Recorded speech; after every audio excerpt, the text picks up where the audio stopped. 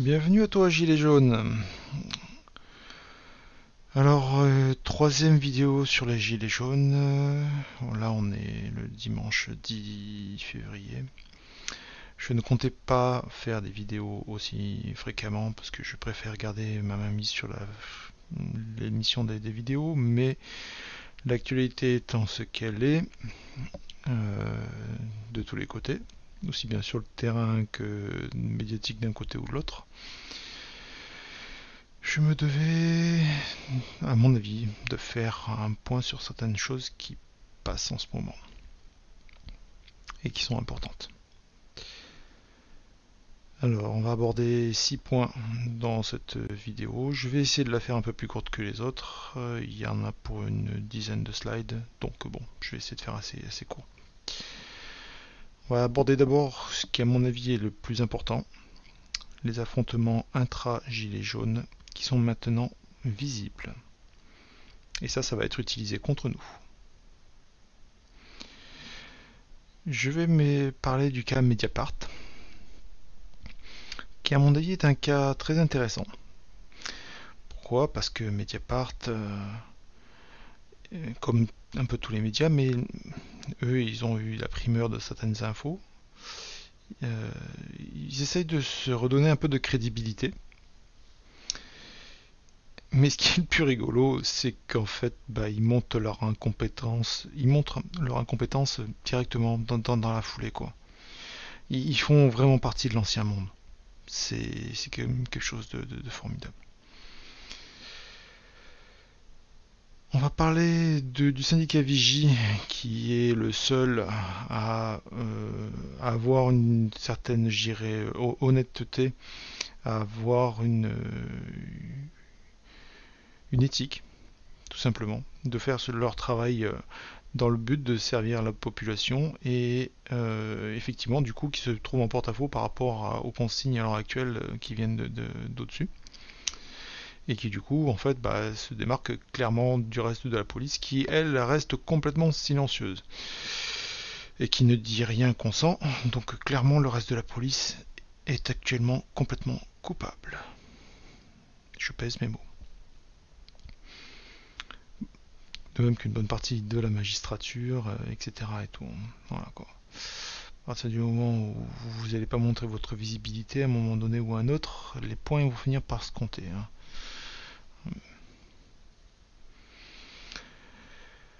Je vais aborder un point qui est redonner du sens aux mots, parce que c'est un aspect fondamental qui est toujours pas intégré, notamment par certains porte-parole de Gilets jaunes, mais pas que. Et ça, c'est essentiel en fait. C'est vraiment essentiel.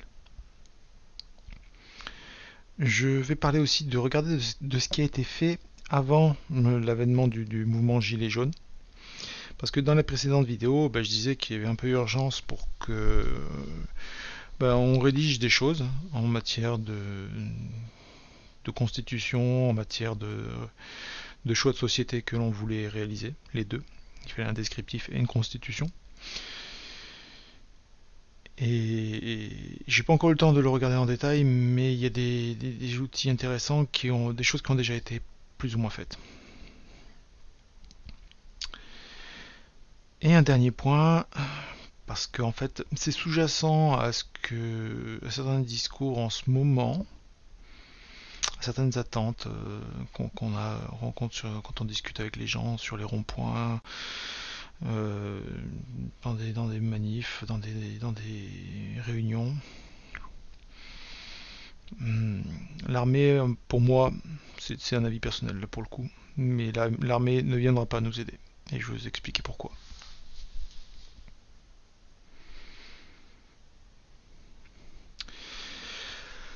Alors, les affrontements intra-gilets jaunes qui sont maintenant bien visibles et qui vont être utilisés par les chiens de garde du système contre nous, pour nous décrédibiliser. La vidéo en question, j'en ai fait une copie d'écran, elle se trouve là-bas, parce que, encore une fois, ça sert à rien d'essayer de s'auto-approprier les choses. Moi, je cherche pas à prendre les trucs. Là, la France des Actes, il relaye une vidéo qui vient d'ailleurs. J'ai pas cherché à savoir d'où est-ce qu'elle vient. quand on la regarde, elle est suffisamment significative, porteuse de messages, d'un message émotionnel. Ce qui est la pire des choses. Pour manipuler des foules, il n'y a pas mieux. On y voit clairement deux groupes de gilets jaunes qui se mettent sur la gueule. Et on nous dit que dans un clan il y a là, et puis dans l'autre clan il y a l'autre. À la limite on s'en fout. Mais celle-là, je peux vous garantir qu'elle va faire du bruit. Alors, ceux qui l'ont regardé, qui vont immédiatement penser à des mises en scène, ouais, c'est pas impossible non plus. Mais en même temps, si vous êtes vraiment allé dans les manifestations, ou si vous avez regardé ceux qui y vont vraiment, il y a des chaînes médias web qui font du travail remarquable à ce niveau-là. Vous saurez que il y a effectivement il y a des casseurs qui font partie des membres de l'ordre, etc. et tout. Mais il y en a aussi un certain nombre de groupes, de groupuscules qui ont, avec l'accord des pouvoirs publics, j'ai une carte blanche pour pouvoir mettre le bordel à l'intérieur. Tout en portant des gilets jaunes, tout en... Voilà. Et notamment de pouvoir, violenter des gens qui font des reportages qui disent la vérité, qui filment ce qui se passe, de pouvoir créer faire dégénérer les manifestations, créer du discrédit. Voilà, enfin, bon, on va pas s'étaler dessus. Donc, est-ce que cette vidéo en question, est-ce que c'est une manipulation? Est-ce que c'est du théâtre? Je dirais que pour moi, à l'heure actuelle, les deux hypothèses sont possibles. Aussi bien on s'est débrouillé pour faire en sorte que les deux groupes, se rencontrent pile poil à tel endroit, à telle heure, et du coup se mettent sur la gueule parce qu'en fait ils ne peuvent pas se piffrer. Ce qui est vraiment absolument débile, hein. On a l'impression de voir comment ça s'appelle, des supporters de clubs de foot, hein, pour dire ce qui est. Vous pouvez aimer le foot, hein, mais bon, les supporters, je suis désolé, ça relève de l'irrationnel, hein, les comportements à ce niveau-là. Et est-ce que c'est du théâtre? Est-ce que ça a été complètement arrangé? Est-ce que c'est par exemple, je sais pas moi, 100% des forces de l'ordre qui sont à l'intérieur et puis en fait on a eu pour but de filmer le truc depuis au-dessus avec une vue plongeante bien explicite et de diffuser l'information sous forme de vidéo accessoirement filmée avec un smartphone qui s'est retrouvé par hasard sur les réseaux sociaux, etc. et tout. C'est pas impossible non plus. Toujours est-il que le pouvoir, lui, il faut pas s'étonner si dans les prochains jours, prochaines semaines, va le réutiliser à tour de bras. Et moi, ce que je reproche aux gilets jaunes, c'est pas qu'il y ait eu ce truc-là, parce que ça, je dirais à la limite, c'était plus ou moins prévisible. Ce que je reproche, c'est qu'en fait, il y a énormément de gilets jaunes sur le terrain dans différentes villes, etc., qui disent qu'ils constatent le fait que des gens habillés éventuellement avec des gilets jaunes, mais la plupart du temps simplement en noir ou autre, arrivent de derrière des cordons de sécurité des flics, rentrent dans la foule, quelques dizaines de minutes plus tard, mettent le bordel, cassent des vitrines, jettent des projectiles sur les forces de l'ordre, etc. et tout. Et après, rebasculent derrière les forces de l'ordre, tranquillement pépère, à l'abri.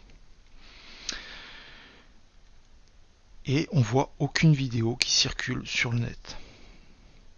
Enfin, moi en tout cas, j'en ai pas vu. Là, on est en train de perdre la bataille de l'opinion publique. Parce que ça, si on a ça sous la main, si on peut le montrer, je peux vous garantir que ça va faire du bruit. Dans l'autre sens, hein, pour nous. Hein. Mais là, en l'occurrence, pour l'instant, que je sache, on est sec. Donc là, le pouvoir a décidé de passer à une vitesse supérieure dans la manipulation de l'opinion. Et c'est pour ça que je parle de croiser des chemins. C'est un titre un peu putaclic, on va dire. Mais en attendant, pour moi, on vient de franchir un seuil, un cap qui est vraiment très important. C'est que si là, on n'arrive pas à prouver cet aspect-là, le point 2 du slide, à l'opinion publique, des points 1, on va en voir régulièrement. Il n'y aura pas que celui-là.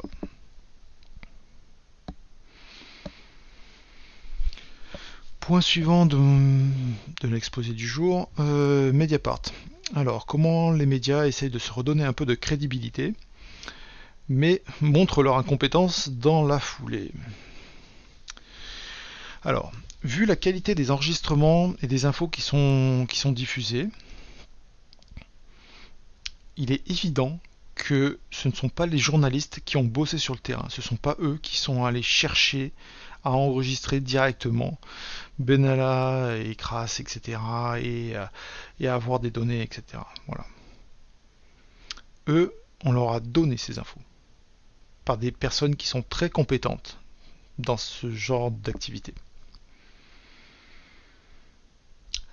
Là où ça devient rigolo, c'est que, bon, effectivement, ils ont refusé de jouer le jeu du parquet et ils en tirent un énorme prestige. J'imagine que leur nombre d'abonnés va augmenter de manière incroyable. Enfin voilà. Ils s'achètent une crédibilité et ils essayent de la faire pleuvoir un peu en plus sur leurs autres confrères dans la foulée. Bon, quand on regarde quand même dans le passé, des scandales comme ça, il y en a plein en fait. Donc, et puis on ne fait pas à chaque fois un esclandre comme ça. Alors là, effectivement, l'actualité, j'irais le rend particulièrement sensible. Mais pour moi, le pire des scandales de ces dernières années, c'est quand l'État a accordé des subventions à toutes les télés et journaux. Ils ont tous des subventions dont certains se chiffrent en plusieurs millions d'euros par an. Et donc, quand on reçoit du pognon de l'État, on est ni plus ni moins qu'un outil de propagande officielle. Parce que de toute façon, si vous dites quelque chose qui ne va pas dans le sens de l'État, faut pas s'attendre à ce que l'État continue à vous verser du pognon. À partir de là, de ce moment-là, vous êtes acheté. Et les médias, de manière générale, je parle pas forcément que de Mediapart, je sais pas ce qu'ils ont fait à ce moment-là, mais les médias de manière générale, on ne les a jamais entendus protester quand on leur a dit tenez, on va vous donner du pognon. Alors qu'en fait, c'était clairement une OPA, un rachat public, on officialisait la République bananière. Voilà, tout simplement, quoi. La propagande d'État version russe, quoi. De version URSS, hein, parce que voilà. Je crois que les Russes, eux, ils en sont revenus. Ils ont compris maintenant. Et cette fois, ils essaient de faire monter la mayonnaise. Et bon, ça me fait un peu marrer. Mais c'est pas ça qui est le plus rigolo, en fait, avec le cas de Mediapart. On va le voir dans le slide d'après. Je veux juste ici terminer par le fait qu'en fait, nous en tant que gilets jaunes, il faut vraiment, je dirais, dire clairement que ceux que l'on soutient, ce ne sont pas les médias, ce ne sont pas Mediapart ou autres. Ce sont ceux qui vont chercher ces informations, ces scandales d'État, etc. C'est eux qui mettent leur vie en danger. Si le parquet essaye de faire pression sur Mediapart, et même si Mediapart plus ou moins refuse, etc. et tout, il y a un jeu psychologique qui est derrière, qui est là pour uniquement faire peur à ceux qui diffusent ces informations, en leur disant, à force de recouper les données, on va finir par savoir qui vous êtes. Et ça, c'est c'est très important. Alors, savoir sous quelle forme on peut arriver à manifester notre soutien, il faudra voir. Peut-être que aussi tout simplement nous, en participant je dirais à l'enquête, en brouillant les pistes, en arrivant à fournir nos données, il y a tellement de choses par exemple qui sont enregistrées de nos jours, presque parfois un peu à notre insu. C'est pas impossible qu'en recoupant toutes les photos de selfies et autres conneries, on n'arrive pas à retracer la position d'un Benalla à tel endroit et à force de diffuser des informations, d'alimenter le procès judiciaire et arriver à montrer que voilà quoi. Et du coup, en multipliant les sources, on protège ceux qui nous donnent des informations qui ont permis le démarrage de ce dossier. C'est une idée, mais comme une autre, il y en a plein d'autres. À vous de voir ce que vous pouvez faire. Moi, ce qui me fait rigoler donc avec Mediapart, c'est le fait qu'ils montrent leur incompétence dans la foulée. Parce que ils ont même pas encore clos l'histoire du parquet machin chose qui est venu déballer chez eux. Ils sont toujours en train de surfer là-dessus. Qu'en même temps, ils vous publient des news où en fait il parle par exemple du procès de l'affaire Baupin. Alors, le résumé pour ceux qui n'ont pas suivi. Moi j'avais pas suivi non plus, j'ai découvert complètement le truc en direct. Mais avec des bons réflexes, je dirais, de critique par rapport à l'information qui nous arrive, parce que de nos jours, il faut avoir de la critique par rapport à l'information qui nous arrive, que ce soit sur Internet ou que ce soit des médias mainstream. Sans ça, vous ne pourrez pas vivre dans le futur. C'est un réflexe, c'est comme ne pas manger le premier champignon dans la forêt. Voilà, il va falloir avoir ce genre de réflexe-là. Et apparemment, donc, ce fameux Baupin, cadre du parti politique des Verts, aurait traîné traînerait dans un scandale de pression et comment s'appelle, de chantage à l'égard d'un certain nombre de femmes, peut-être plus, enfin moi j'en sais rien, je connais pas tout le reste. Mais ce qui me fait marrer, c'est que là dans cette histoire, il joue à chat, il est perché, parce qu'en fait il y a déjà eu prescription apparemment sur les précédents cas sur lesquels il était impliqué. Donc la justice l'a blanchi. Et lui, il attaque en diffamation, alors qu'apparemment il a rien sous la main pour attaquer. Et en France, jusqu'à preuve du contraire, vous êtes innocent jusqu'à ce que vous soyez démontré comme étant coupable. Et donc,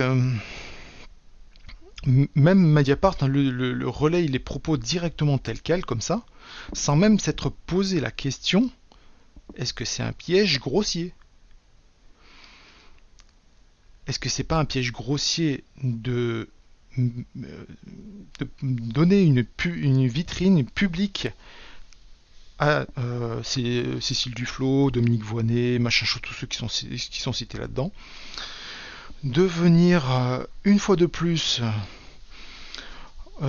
sortir tout un discours certainement basé sur rien, mais qui a pour un seul but, c'est de nous formater les esprits. Là, maintenant, ils en parlent plus de Weinstein aux États-Unis. Mais toutes les accusations, la justice est en train de montrer, les unes après les autres, que c'est que du vent, c'est que des accusations mensongères et qu'il n'y a rien derrière, quoi. Que oui, il y a eu des relations entre les différentes personnes et Weinstein, mais qu'à chaque fois, elles avaient aucune excuse, quoi. Elles avaient aucune excuse. Elles y allaient en connaissance de cause. Faut dire ce qui est, faut dire la réalité.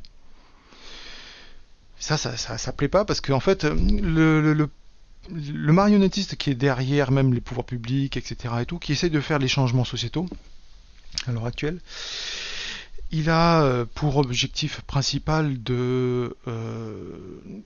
on va dire d'autodétruire la France, hein, faut dire ce qui est quelque part. Et il n'y a rien de mieux que de monter une faction contre une autre, surtout quand il n'y a rien derrière, quoi. De donner des seins blancs, de mettre une omerta, qui fait qu'on n'a absolument pas le droit de dire certaines choses et que d'autres peuvent tout à fait cracher, délibérer, médire, etc. et tout, et ne pas être ne pas être enfin ne pas avoir le moindre problème face à ça. Que ça aille dans un sens ou dans un autre, ça, je m'en fous. Mais toujours est-il que là, c'est un piège grossier. Quand on a été blanchi dans une affaire, et que en plus de ça, on n'a aucune bille pour attaquer les parties d'en face, on va pas se faire chier à faire comment s'appelle, un procès en diffamation comme ça, quoi. Ça n'apporte rien. Juridiquement, il va le perdre. Ça n'aura aucune conséquence, d'ailleurs, hein, pour lui ni pour le camp d'en face. Les seuls qui vont tirer parti de ça, ça va être tous ceux qui vont pouvoir débiter leur blabla, le texte qui a déjà été écrit à l'avance. Uniquement dans le but de nous manipuler une fois de plus. De créer des amalgames, d'occuper la place médiatique aussi. Hein. C'est aussi un contre-feu déployé par le système de façon à ce qu'on parle un peu moins des gilets jaunes, de Macron, de tous les scandales des lois qui sont en train d'être votées en ce moment, parce qu'ils accélèrent le rythme, c'est des injures en permanence, ils nous insultent. Et donc ce truc-là, soit il fallait faire un article en disant votre soi-disant procès en question, c'est du pipeau. Bon, on enregistre que vous en faites un, mais ça sert à rien. Et après, on arrête là, point final. Soit on n'en parle pas du tout. Ça n'a aucun intérêt. C'est un piège grossier. Enfin, je sais pas, c'est. Déjà, ne serait-ce que voir qui le fait. Ça, c'est un vendu du système. C'est un politique. Et qu'est-ce qu'il y a en face? Il y a d'autres vendus du système. Là, vous avez un jeu, il n'y a que les marionnettes qui interviennent sur la scène. Si encore c'était le public qui venait participer sur la scène, là on commencera à avoir des trucs un peu plus rigolos. Et là, c'est que des pourris.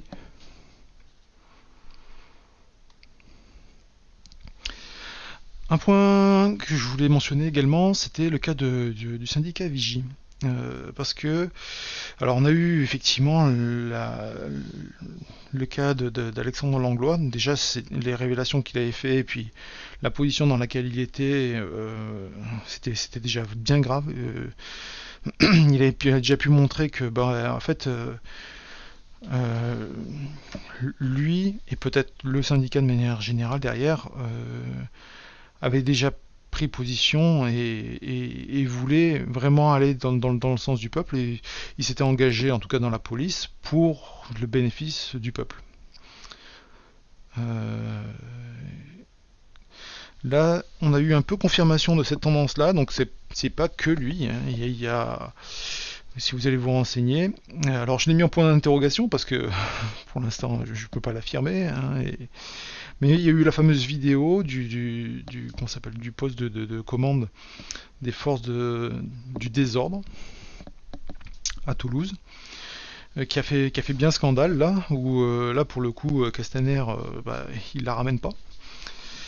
Et où l'on entend clairement des responsables qui disent là il faut tirer à balles réelles dans la foule, quoi. Faut même pas chercher à comprendre, quoi. Après tout ce qu'ils ont fait. Ça leur pose pas de soucis, hein. Les autres en face, ils ont toujours été pacifistes au début, c'est toujours les forces de l'ordre qui démarrent la confrontation directement ou indirectement via des infiltrations derrière. Et en plus de ça, quand apparemment, à force de monter les tensions, ça commence un petit peu à chauffer pour les pauvres policiers qui sont comment ça s'appelle, en tenue, etc. et tout. Alors oui, il y en a certains qui en ont pris plein la gueule, hein, ça je dis pas. Mais bon, en même temps, qu'est-ce qu'ils ont fait en retour, hein? Ils sont pas portés pâle en disant je peux pas aller sur le terrain, je suis malade, hein. Et quelque part dans l'histoire, ils ont cautionné les ordres qui venaient du dessus. Voilà.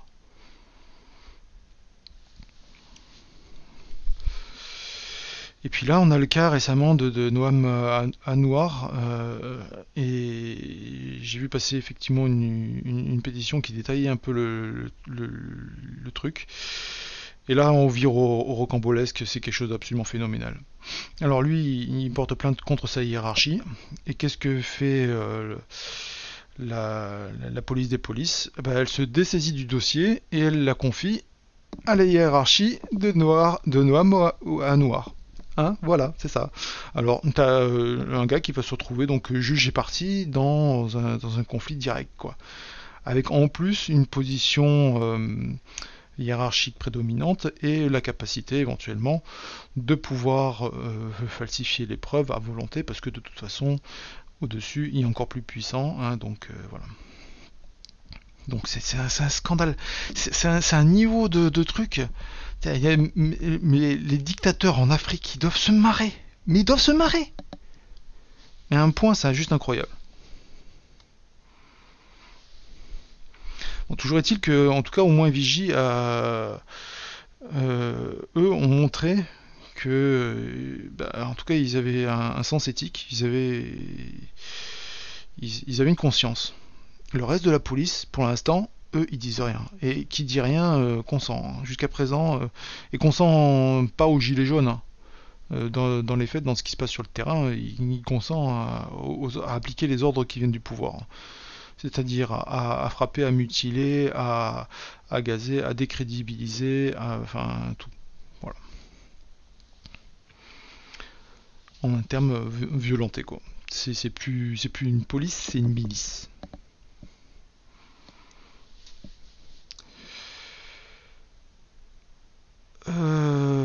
Quelque chose qui est un peu plus calme maintenant, redonner du sens aux mots.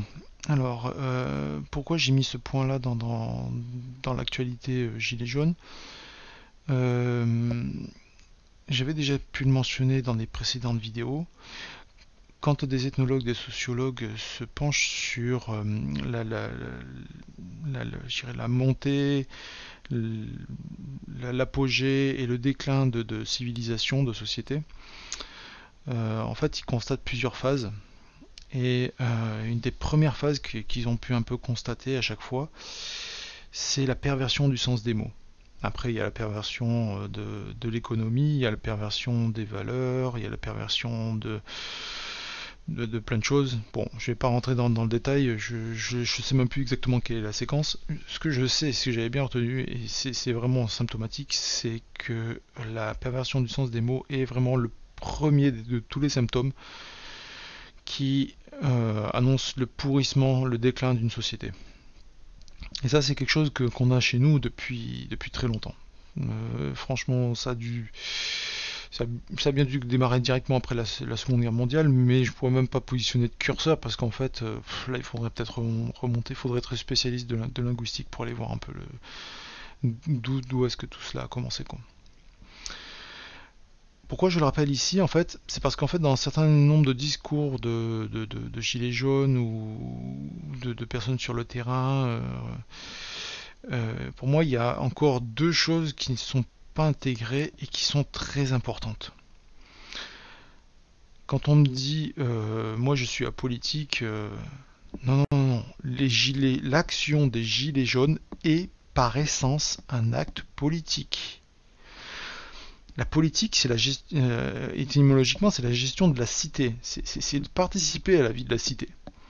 Et le fait de discuter de choix de société, de ce qu'on a envie ou pas envie, le fait de discuter d'actualité, et ça peut se faire à la machine à café, comme ça peut se faire autour de la table le dimanche, tout cela est un acte politique. Alors, qui est pas forcément avec des énormes portées, mais vous participez à échanger vos points de vue, éventuellement du coup à faire évoluer les points de vue d'autres personnes, et l'ensemble de ces petites vagues crée la tempête, quoi, crée éventuellement un mouvement dans un sens ou dans un autre. Le fait de déclarer que l'on n'est pas politique, que l'on ne fait pas de politique, c'est quelque part se couper les couilles. Parce que justement, eux, ils attendent que ça, les politiques. Que vous leur dites que vous ne faites pas de politique. Et donc, du coup, en fait, que vous refusez de participer à la vie sociétale. C'est exactement ce qui se passe quand vous mettez un butin dans une urne pour une élection. Je dis bien pour une élection, pas pour un référendum ou autre. Vous abandonnez vos devoirs et donc vos droits. Vous refusez d'intervenir sur la scène politique. Que ce soit la scène autour du repas de famille, ou que ce soit la scène autour de la machine à café. L'action des Gilets jaunes est un acte politique. Point. C'est obligé, on ne peut pas faire autrement. Rien que même moi, le fait de parler dans cette vidéo-là, c'est un acte politique. On cherche à échanger des idées sur des aspects sociétaux, parce qu'on ne parle pas de météo ou, je sais pas moi, comment est-ce que les légumes ils poussent dans le potager, ou voilà quoi. C'est des choix sociétaux. Voilà, donc ça c'était le premier point que je voulais aborder. Et le deuxième, c'est le fait que la République, elle est autant compatible avec la démocratie. Et je dis bien démocratie, parce qu'en fait, pour moi, il faudra qu'on arrête de parler de ric, parler de démocratie, et dire les mots tels qu'ils sont. La République, elle est autant compatible avec la démocratie que la royauté est compatible avec la République et compatible avec la démocratie, quoi. Même si vous mettez l'un des deux, enfin les deux de ces trois-là ensemble, que vous secouez bien, ça ne durera jamais. C'est comme l'huile et l'eau, quoi. Ça ne durera pas. Il est absolument illusoire d'espérer que la République mette en place des RIC, et encore plus le RIC constituant, qui lui instaure de fait la démocratie. Parce que tous les autres RIC vont dépendre du RIC constituant.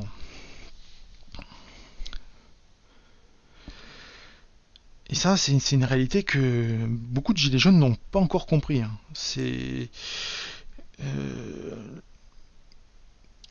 Il faudra qu'il y ait, on va dire, une trahison vers la République, avec un élu qui va le mettre en place. Il faudra qu'il y ait une intervention de pouvoir public, de force de l'ordre, qu'il y ait un départ sous la violence du pouvoir en place. Il faudra qu'il y ait ce que vous voulez, mais en fait, c'est comme ce qui s'est passé en 1789, quoi. La royauté était incompatible avec la République. Et ça s'est pas bien passé, quoi.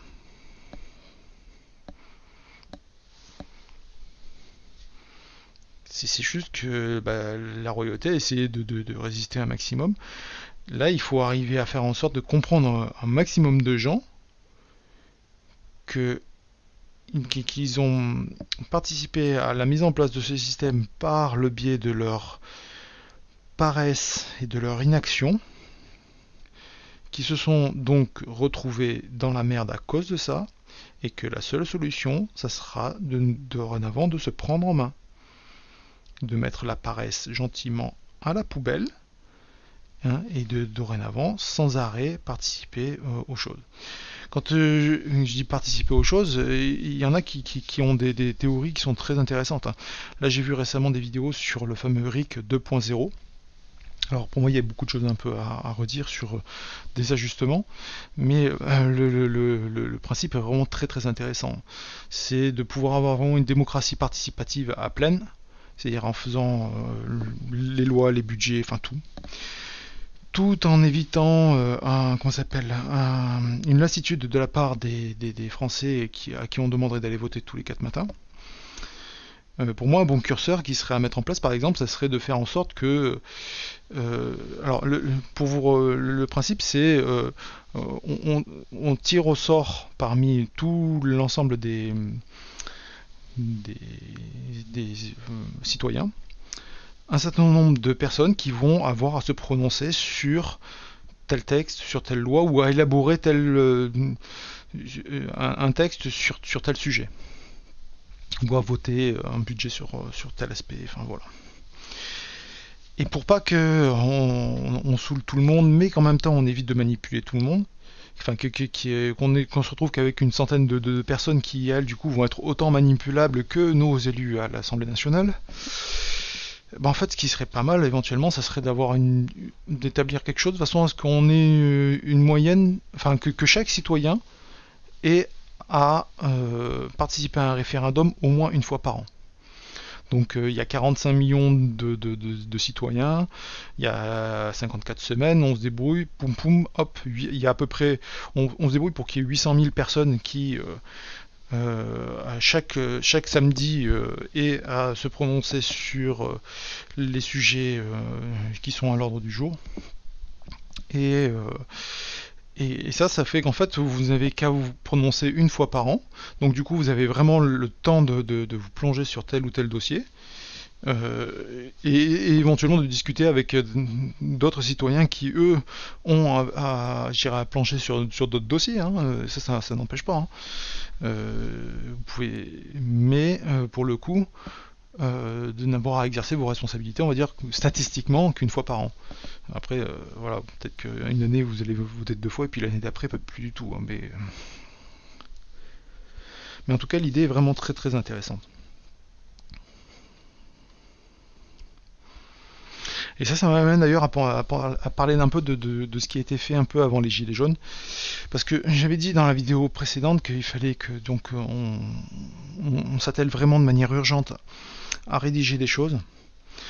Et en fait, il se trouve que j'ai trouvé qu'entre-temps, il y avait une association, il y avait un groupement qui s'appelle le Phénix français, qui a des vidéos sur YouTube, qui a du Facebook, qui a... Enfin voilà. Donc vous pouvez aller regarder, il y a un site web où il y a de la documentation. Ils avaient, avant même l'avènement des Gilets jaunes, mis tout cela en ligne.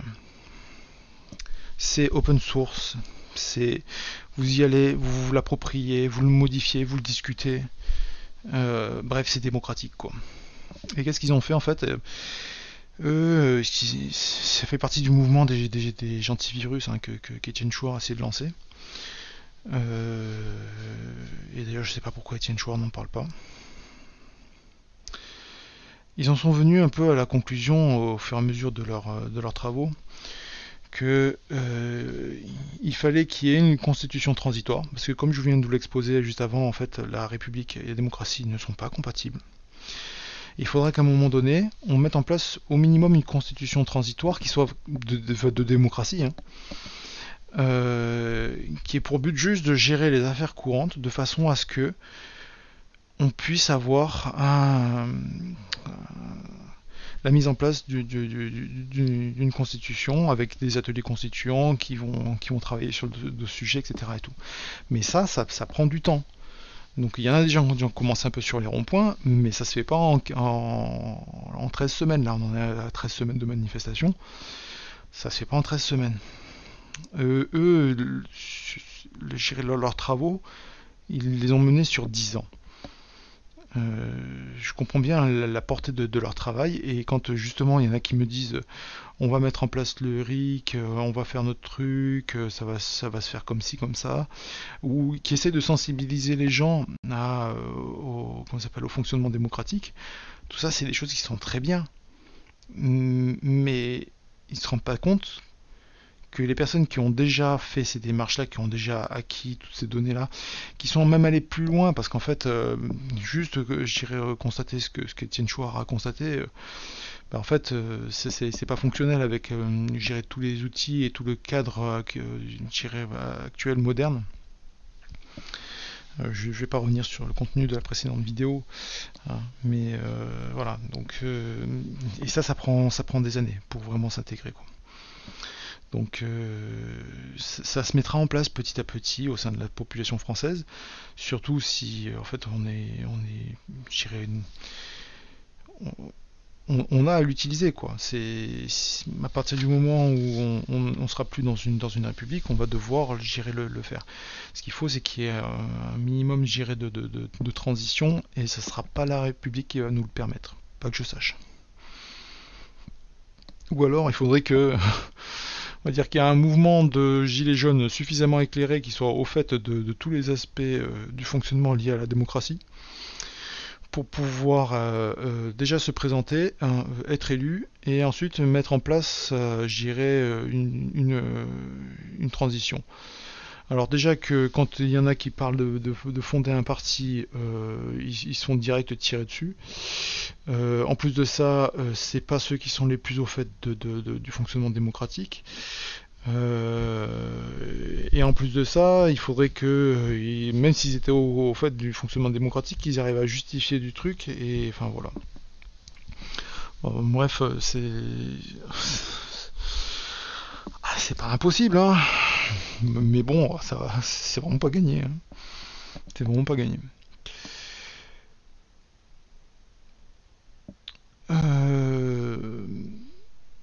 Et oui, par contre, en fait, un des écueils à l'heure actuelle, quand j'ai un peu consulté, j'ai pas vraiment pu rentrer dans le détail des travaux du Phénix français. Eux-mêmes s'interrogent en fait sur savoir par quel mécanisme en fait on va tirer un trait sur le pouvoir de la République et transiter vers une démocratie.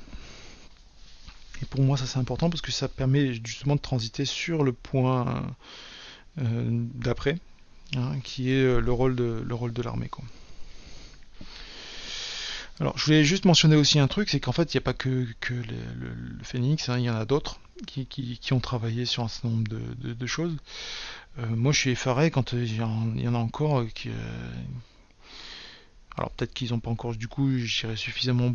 Ils découvrent peut-être le dossier du RIC et tout, et puis ils s'emparent du sujet comme ça, mais ils n'ont pas encore regardé tous ces aspects-là, quoi. Mais les Suisses, eux, ils connaissent bien, ils savent qu'ils sont en train de perdre leur démocratie. Ils savent qu'en fait, ils sont en train de se faire limer, de se faire confisquer petit à petit, tout doucement. Un peu comme nous, on est en train de dériver tout doucement, on va dire, d'un régime d'esclavage doux vers un système de dictature dure, quoi. Et ça, c'est dû au fait que ceux qui sont en place, qu'on appelle élus, mais qu'il n'y a pas que les élus. J'en ai déjà parlé dans une des précédentes vidéos.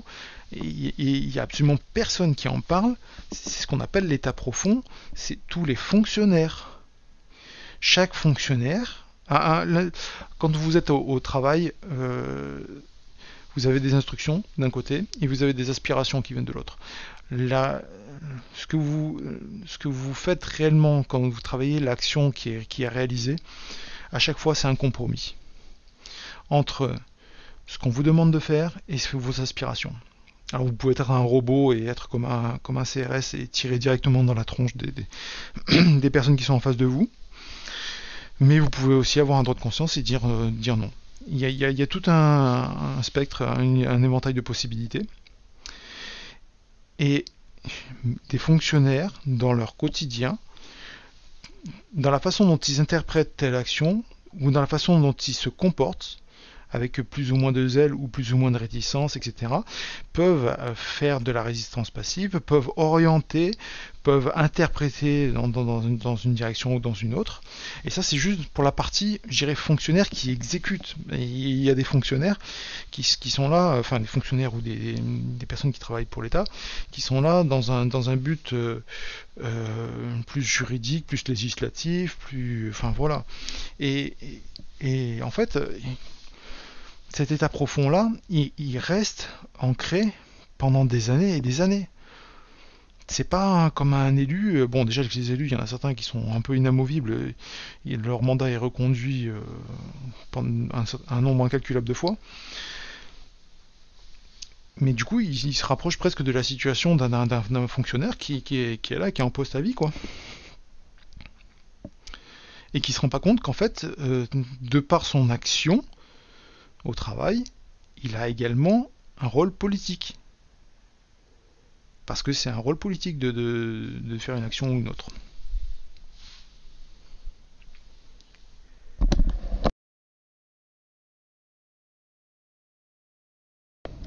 Excusez-moi. Et le dernier point de l'intervention, j'espère que j'ai pas été trop long. Si, 45 minutes, je suis désolé. L'armée ne viendra pas nous aider. Ça, c'est vraiment ma conviction à moi. Pourquoi est-ce que je peux dire ça? C'est qu'en fait, il suffit de regarder ce qui s'est passé dans l'histoire. Alors, ça ne veut pas dire que ce qui s'est passé avant, ça veut conditionner automatiquement ce qui va se passer dans le futur. N'empêche que, en fait, pour moi, en fait, on a une armée républicaine. Et la République bosse pour les riches. Hein. Ça a été mis en place, c'est un système basé sur le pognon pour le pognon. Hein, la République, il faut dire ce qui est.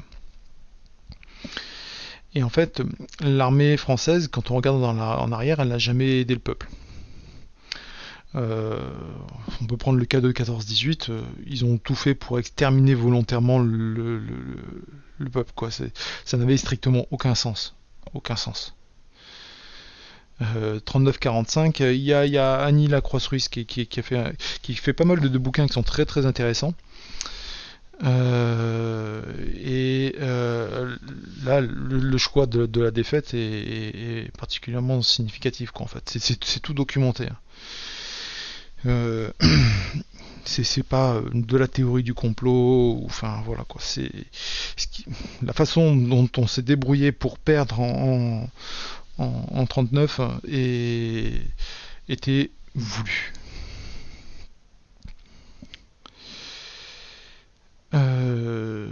Mais après derrière, on peut regarder aussi d'autres aspects, je dirais, avec des manifestations, des soulèvements de peuple, et même sur des aspects, complètement légitimes où l'armée aurait pu, l'armée, la gendarmerie, la police, tout ça et tout aurait pu comprendre et même, je dirais, même pour le cas des gilets jaunes, voir qu'ils sont dans la même situation. Hein.